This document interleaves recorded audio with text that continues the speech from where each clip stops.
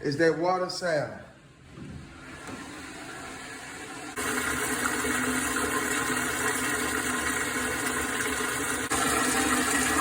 To stop a urinal from running, you take off this piece,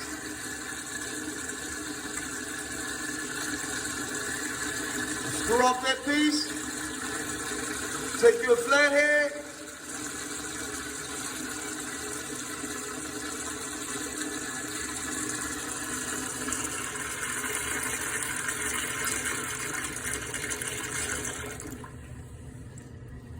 and you tighten it down. That's how you get it to stop continuously flushing.